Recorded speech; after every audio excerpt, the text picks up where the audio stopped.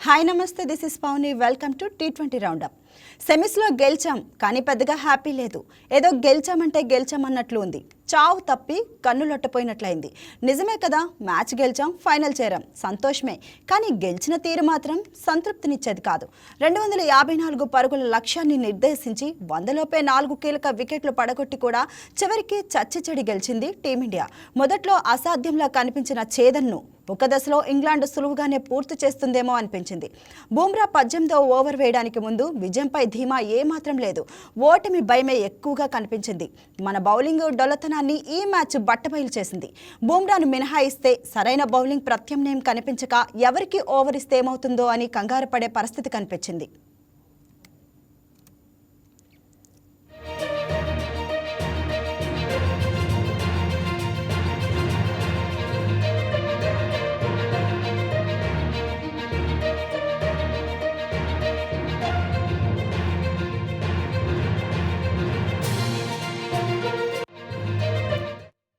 ఈ ప్రపంచ కప్ ముందు వరకు ప్రత్యర్థి బ్యాటర్లు ఛేదించలేని మిస్టరీ స్పిన్నర్గా కనిపించిన వరుణ్ చక్రవర్తి టోర్నీలో తేలిపోయాడు.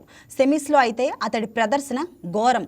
4 ఓవర్లలో ఏకంగా 64 పరుగులు సమర్పించుకున్నాడు. పేలో ఫామ్లో ఉన్న బట్లర్ను బౌల్డ్ చేయడం తప్పితే అతడి బౌలింగ్లో ఏ ప్రత్యేకత లేదు. వరుణ్ బంతి అందుకోవడం ఆలస్యం. అప్పుడే క్రీజ్లోకి వచ్చిన బెతల్ వరుసగా 3 సిక్సర్లు బాధేశాడు. ఈ ఊపులో తర్వాత మిగతా బౌలర్లను ఉతికారేశాడు. అక్షర్ పటేల్ సైతం ప్రభావం చూపించలేకపోయాడు. హర్షదీప్ అప్పుడప్పుడు కొన్ని అద్భుతమైన బంతులు వేసినా చాలాసార్లు అదుపు తప్పాడు. పదే వైడ్లు వేయడం, షాట్లు కొట్టే అవకాశం ఇవ్వడంతో భారత్కు టెన్షన్ తప్పలేదు. బుమ్రా చివరి 2 ఓవర్లలో అద్భుతంగా బౌలింగ్ చేసి జట్టును కాపాడాడు. కానీ లేదంటే అంత స్కోర్ చేసిన ఓటమి తప్పేది కాదు. జట్టులో ఇంకో నమ్మదగా బౌలర్ లేకపోవడంతో భారత జట్టు బలహీనతను చెప్తుంది.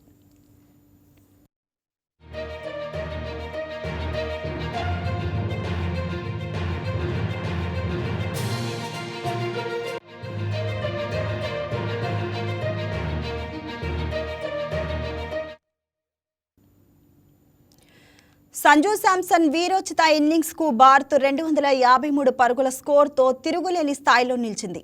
అయినా విజయంపై భరోసా లేని పరిస్థితి. ఎందుకంటే ఇంగ్లాండ్ జట్టు పోరాటం ఆ స్థాయిలో ఉంది. మరి వరుసగా వికెట్లు కోల్పోయినా ఏ మాత్రం బెదరకుండా జాకబ్ పెథల్ సాగించిన విధ్వంసం అభిమానులు మున్నివేళ్లపై నిలబెట్టింది. 45 బంతుల్లోనే శతకం బాధేసిన తను ఆఖరి ఓవర్లో తొలి బంతికి వెనుదిరిగేగా కోట్లాది ఫ్యాన్స్తో పాటు ప్లేయర్లు కూడా హమ్మయ్య అని ఊపిరి పీల్చుకోగలిగారు. చివర్లో ఆర్చర్ బాదుడుకు గెలుపు తేడా 7 పరుగులకు మారిన టీమిండియా టైటిల్ పోరుకు అతి కష్టం మీద అర్హత సాధించిందనే చెప్పాలి.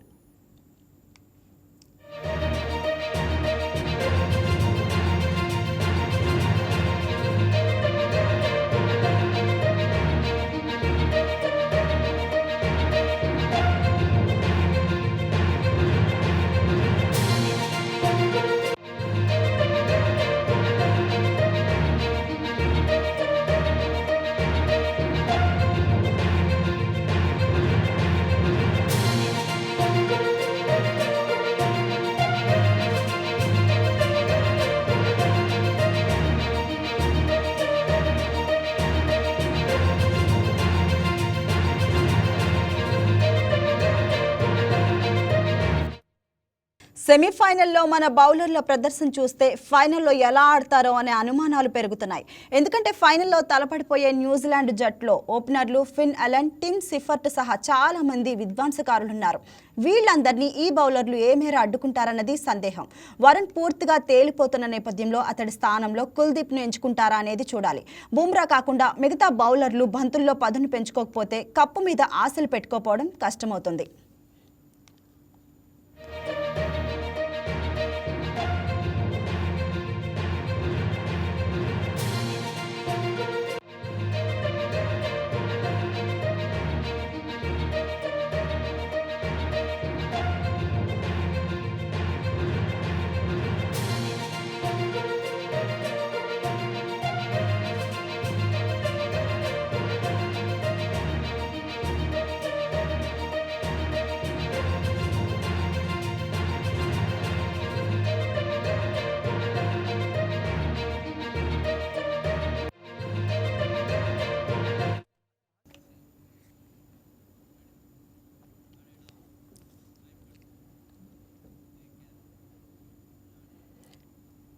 ఎస్ టీమిండియా అసలు ఆడిన విధానం గురించి మనతో డిస్కస్ చేయడానికి సీనియర్ స్పోర్ట్స్ అనలిస్ట్ మహవాది గారు మనతో ఉన్నారు.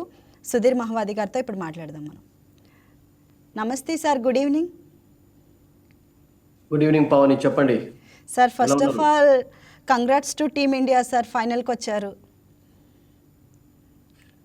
Of course no doubt about it, ఎందుకంటే second straight final for the Indian team in world cups 2024 తర్వాత మళ్ళీ ఫైనల్లోకి రావడం it's a good news actually. Yeah, but మీరు హెడ్లైన్స్ లో చెప్పినట్టుగా not the way they wanted to win yesterday, because అంత పెద్ద స్కోర్ చేసిన తర్వాత చాలా స్ట్రగల్స్ చూసాం బౌలింగ్ లో ముఖ్యంగా. And England came very close to win the match also, but వాళ్ళకు సో ఫార్ సో నియర్ అయిపోయింది, సో నియర్ సో ఫార్ అయిపోయింది. But it was a fantastic match. As expected కొనసాగింది ముంబై వెంకట స్టేడియంలో. Flat wicket and you know batters కి అనుకూలంగా conditions ఉండడంతో చాలా పరుగుల వరద అనేది మనం చెప్పొచ్చు అక్కడ పర్టికులర్ గా. So it was a good match overall power, no doubt about it. Win is the win actually. India are in the finals and let's all be happy first of all. Yeah sir. Sir actually England వాళ్ళు కూడా చాలా బాగా ఆడినట్లే కనిపించింది sir. వాళ్ళు batting కూడా చాలా బాగా చేశారు. అండ్ ఒకానొక టైంలో ఓడిపోతామేమో అని భయం కూడా అనిపించింది ఫ్యాన్స్లో కొంచెం. దానికి కారణం ఏంటంటే Bethell and Jacks were brilliant actually. ఆ పార్ట్నర్షిప్ కొనసాగుతున్నప్పుడు అబ్సల్యూట్లీ మీరు చెప్పినట్టుగా పవన్ కొంచెం దడదడలాడించారు, అందులో డౌటే లేదు. ఆ తర్వాత కరణ్ కూడా కొన్ని సెంచరీ కూడా చేశాడు sir. Three batters definitely top order కొంచెం కొలాప్స్ అయిన తర్వాత మ్యాచ్ వాళ్ళ చేతిలోకి తెచ్చుకోగలిగారు బ్రిలియంట్ పర్ఫార్మెన్స్ తోటి. అండ్ ముఖ్యంగా 22-year-old బెతెల్ ఒక వండర్ఫుల్ సెంచరీ సాధించాడు. And 18th over was the key over actually Indian innings లో, ముఖ్యంగా బౌలింగ్ పరంగా చూసినట్లయితే. బికాస్ బుమ్రాను స్పేర్ గా ఉంచడం ఆ ఓవర్ వరకు అది వర్కౌట్ అయింది యాక్చువల్ గా. చాలా అద్భుతమైనటువంటి క్యాలిక్యులేషన్స్ చేశాడు అక్కడ సూర్యకుమార్ యాదవ్ తన క్యాప్టెన్సీలో. ఎందుకంటే ఎప్పుడైతే రన్స్ స్కోర్ చేయడం చూశాడో, ఐ థింక్ ఈ knew that one Bumrah over can change the match of the change the complexion of the match అని చెప్పి. అండ్ ఆ పర్టికులర్ 18th ఓవర్ లో జస్ట్ 6 runs రావడం అనేది ఇంగ్లాండ్ మరొకసారి బ్యాక్ఫుట్ లోకి నెట్టింది. అండ్ ఆ తర్వాత Hardik Pandya also bowled the penultimate over very well actually. ఈ గేమ్ అవే ఓన్లీ 9 runs. అండ్ చివరి ఓవర్ లో 5 sixes సాధించడం చాలా కష్టం. సో అందుకనే అఫ్ కోర్స్ స్టిల్ 3 sixes కూడా సాధించగలిగాడు Jofra Archer, but not enough for them actually. So ఆ particular 2 overs 18th and 19th overs I think they were brilliant actually. As expected కట్టడి చేయగలిగారు. అండ్ అప్పుడు కరణ్ వికెట్ కూడా తీసుకోగలిగారు. జాక్స్ కూడా అప్పటికి అవుట్ అయి ఉన్నాడు. సో ఆ ప్రెషర్ అనేది క్రియేట్ చేయగలిగారు ఆ పర్టికులర్ వికెట్ తోటి కరణ్ అవుట్ అయిన తర్వాత. So it was brilliant performance towards the end Pavani. So ఎక్కువ మనం చెప్పుకోవాలి అనుకుంటే బూమ్రానే చెప్పుకోవచ్చు సార్. అసలు గేమ్ చేంజ్ అయిపోయింది తన వల్ల అని చెప్పి అయితే అనుకోవచ్చు. Yeah, no doubt about it, because Bumrah and Varun Chakravarti are the key bowlers at the moment actually. But Varun went for a lot of runs. Varun ఈ టోర్నమెంట్ లో అంత ఇంప్రెసివ్ బౌలింగ్ ప్రతిసారి కనబరచలేకపోయాడు, but is getting wickets. And అతడు real గా చెప్పానంటే ఆ wicket కూడా తీసుకోవడం అనేది తన స్పెల్ లో హెల్ప్ఫుల్ అయింది. బికాస్ 2 sixes ఆ ఓవర్ లో వచ్చిన తర్వాత ఒక వికెట్ తీసుకోవడం. బట్ అది it was good actually, because అక్కడ కొంచెం ప్రెషర్ అనేది క్రియేట్ చేయగలిగాడు. ఆ తర్వాత of course even went for lot of runs. And ఎవరిని స్పేర్ చేశారు చెప్పండి బ్యాటర్స్, ముఖ్యంగా జోఫ్రా ఆర్చర్ వేసినప్పుడు తిలక్ వర్మ 3 sixes కొట్టలేదా? Only Bumrah was different from others actually, no doubt about it. ఆ డిఫరెన్స్ అనేది కనబడింది బికాస్ అతనికి ఉన్నటువంటి ఎక్స్పీరియన్స్. ఆ వికెట్ పైన చాలా బౌలింగ్ చేశాడు కనుక కొన్ని వేరియేషన్స్ కనబరిచాడు అండ్ వర్క్అవుట్ ఫర్ హిమ్. ఒక్కొక్కసారి అతనికి కూడా వర్కౌట్ కావడం చాలా కష్టంగా ఉంటుంది, ఎందుకంటే 18th ఓవర్లో మీకు వికెట్స్ ఉన్నాయి వాళ్ళకు. అండ్ 18 balls లో 45 పాసిబులే రియల్ గా చెప్పాలంటే. అండ్ ఆ సిచ్యువేషన్ లో బెతల్ ఆడుతున్నటువంటి విధానం చూసినట్లయితే అది పాసిబుల్ గా కనబడింది. బట్ ఆ పర్టికులర్ ఓవర్ లో ఓన్లీ 5 singles వైడ్, అంత మిగతాది ఏది కూడా ఇవ్వలేదు అతను. సో అక్కడ టోటల్ గా బ్రేక్ అనేది పడిపోయింది. సో దాన్ని దాటలేకపోయారు. అండ్ ఆ తర్వాత మరొక ఓవర్ ఫాలోయింగ్ ఓవర్ కూడా హార్దిక్ పాండ్యాది Pavan it was good actually. Only just 9 runs ఇచ్చాడు. అండ్ అప్పుడు కూడా ఫర్ ఎగ్జాంపుల్ 15-16 runs స్కోర్ చేసి ఉన్నట్టయితే it could been different situation. So and ఈ also got a wicket actually. Importantly Karan wicket పడిపోవడం, కరణ్ 6 వచ్చింది ఆల్రెడీ ఆ ఓవర్ లో first ball. And just imagine చేయండి ఆ బాల్ కూడా 6 గా వెళ్ళినట్లయితే. అండ్ ఇంగ్లాండ్ లాస్ట్ ఓవర్ లో నేను అనుకుంటాను 18-19 runs 17 runs ఛాన్స్ ఉండేది. And they could have scored also. So ఆ 2 overs were very important from India's bowling point of view. So 2 Gujaratis and who play for Mumbai Indians, they showed their class, and India eventually won the match. Yeah. Important win actually. So Sanju Samson కూడా చాలా బాగా ఆడాడు sir, స్కోర్ని చాలా ముందుకు తీసుకువెళ్ళాడు అతను. Yeah, he was of course helped also yesterday. And Actually, he proved himself, sir. తనని తను prove చేసుకున్నాడు.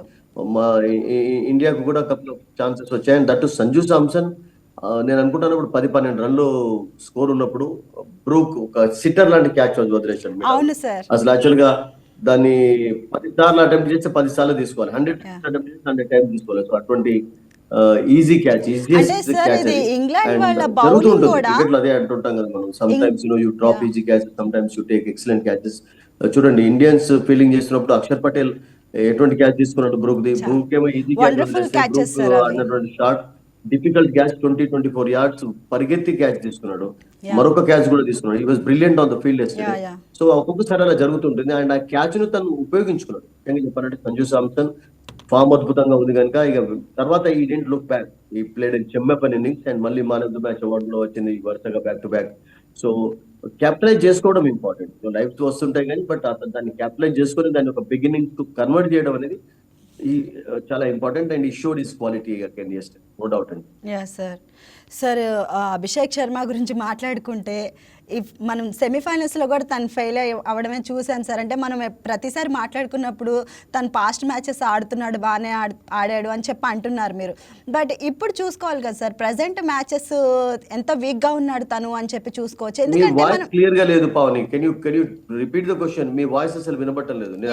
మీ voice is not clear. Your voice is not clear. Okay sir, ఓకేనా సార్? చెప్పండి సార్. అభిషేక్ శర్మ ఇప్పుడు కూడా ఫెయిల్ అయినట్లు మనం చూస్తున్నాము సెమీఫైనల్స్లో కూడా. మన ప్రీవియస్ మాట్లాడుకున్నప్పుడు మీరు పాస్ట్ మ్యాచెస్ ఆడుతున్నాడు, తను బాగా ఆడాడు అన్నారు. బట్ ప్రజెంట్ చూసుకోవాలి అండ్ ఈ సెమీఫైనల్స్లో కూడా 11 రన్సే చేసి అవుట్ అయ్యాడు. అండ్ అంటే ఫైనల్స్లో ఎలా ఉంటుంది తన పర్ఫార్మెన్స్ అనేసి భయం వేస్తుంది ఫస్ట్, ఎందుకంటే తను టాప్ ఆర్డర్లోనే పెట్టేసేసారు ఇప్పుడు. Is a big match player, doubt లేదు. Is a class player actually. కొంచెం స్ట్రగుల్ అవుతున్నాడు. But let's hope that he'll come back to his own form in the finals actually. Of course అతని trap కూడా చేశారండి England వాళ్ళు. Jackson, మనం ఆ విషయం కూడా చెప్పాం. Will Jacks is getting wickets in the power play and off spinner కావడంతో ఆ బిగ్ షాట్ వెళ్ళాడు. సో అవుట్ కావడం చూస్తున్నాం కానీ but is a good player అండి. అండ్ నేనేమనుకుంటానంటే అతడు నేను ఆడకపోయినా కానీ మరొకరు ఆడడం అనేది ప్లస్ పాయింట్. ఇప్పుడు సంజు సామ్సన్ ఎందుకు ఆడిస్తున్నారంటే లాస్ట్ 2 మ్యాచెస్ నుంచి అదే కదా. ఇప్పుడు అభిషేక్ శర్మ టోటల్ ఫామ్ లో లేకపోవడంతో ఒకవేళ ఈశాన్ కిషన్ కూడా త్వరగా అవుట్ అయితే కష్టం అవుతుందని చెప్పి సంజు సామ్సన్ ఆడిస్తున్నారు. And Sanju Samson has been brilliant.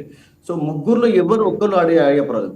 ముగ్గురు అయితే ప్రతిసారి ఆడరు పావని, మనందరికీ తెలిసిందే. 2020లో మీకు 11 మంది ఆడరు కదా, ఒక 4-5 మెంబర్స్ ఆడతారు. అండ్ వాళ్ళ పర్ఫార్మెన్స్ ద్వారానే కలుగుతుంది. నిన్న చూడండి బుమ్రా బౌలింగ్ చేశాడు. What happened? వరుణ్ చక్రవర్తి 60 రన్లు ఇచ్చాడు. సో వరుణ్ చక్రవర్తి కూడా అట్లాగే బౌలింగ్ చేసినట్లయితే మీరు అన్నట్టుగా 150 కూడా కొట్టారు. బట్ అట్లా జరగదు జనరల్ గా. ఎవ్రీబడి కెనాట్, అంటే cricket though is a team game. మీకు ఒక 4-5 మెంబర్స్ ఆడితే సరిపోతుంది T20. ముఖ్యంగా 2-3 కూడా ఒక్కొక్కసారి మీరు మ్యాచెస్ లో విక్టరీ సాధించవచ్చు. సో అటువంటి పర్ఫార్మెన్సెస్ ఇస్తున్నారు. ఇప్పుడు మీరు అన్నట్టుగా అభిషేక్ శర్మ విషయం ఒప్పుకుంటాం, కొంచెం స్ట్రగుల్ అవుతున్నాడని.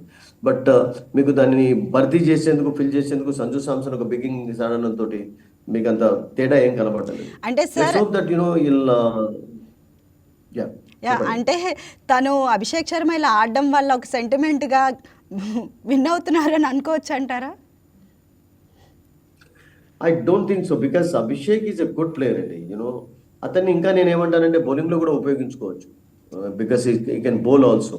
అండ్ అక్కడ కూడా ఆఫ్కోర్స్ అవసరం పడతలేదు కానీ బట్ మేబీ పడ్డప్పుడు అయితే ఉపయోగించుకునే ఛాన్సెస్ ఉంటాయి. ఫామ్ అనేది ఒక్కొక్కసారి అలా ఒక్కొక్కసారి ఆ కాన్ఫిడెన్స్ మళ్ళీ గ్యాదర్ చేసుకోవడానికి ఒక మంచి ఇన్నింగ్స్ సరిపోతుంది. అండ్ హోప్ దట్ అహ్మదాబాద్ లో ఫైనల్లో ఒక మంచి ఇన్నింగ్స్ ఆడతాడని చెప్పి మనం అందరం ఆశిద్దాం. Because is very good player and power play లో అతని యొక్క ప్రజెన్స్ అనేది చాలా కీలకంగా ఉంటుంది. ఇప్పుడు సంజు సామ్సన్ 2 మ్యాచెస్ లో ఆడాడు. మేబీ ఫైనల్లో అతడు త్వరగా అవుట్ అయినప్పుడు you can expect good innings from Abhishek or Ishan Kishan నుంచి కూడా ఎక్స్పెక్ట్ చేయొచ్చు. సో లెట్స్ జస్ట్ ఒక ఆప్టిమిస్టిక్ దాంతో ముందుకు వెళ్దాం, మంచి ఫామ్ లోకి వస్తాడని చెప్పి. సెమీఫైనల్లో మన బౌలర్ల ప్రదర్శన చూస్తే ఫైనల్లో ఎలా ఆడతారో అనే అనుమానాలు పెరుగుతున్నాయి. ఎందుకంటే ఫైనల్లో తలపడిపోయే న్యూజిలాండ్ జట్టులో ఓపెనర్లు ఫిన్ అలెన్, టిమ్ సిఫర్ట్ సహా చాలా మంది విద్వాంసకారులున్నారు. వీళ్ళందరినీ ఈ బౌలర్లు ఏ మేర అడ్డుకుంటారనేది సందేహం. వరుణ్ పూర్తిగా తేలిపోతున్న నేపథ్యంలో అతడి స్థానంలో కుల్దీప్ను ఎంచుకుంటారా అనేది చూడాలి. బుమ్రా కాకుండా మిగతా బౌలర్ల బంతుల్లో పదును పెంచుకోకపోతే కప్పు మీద ఆశలు పెట్టుకోవడం కష్టమవుతుంది.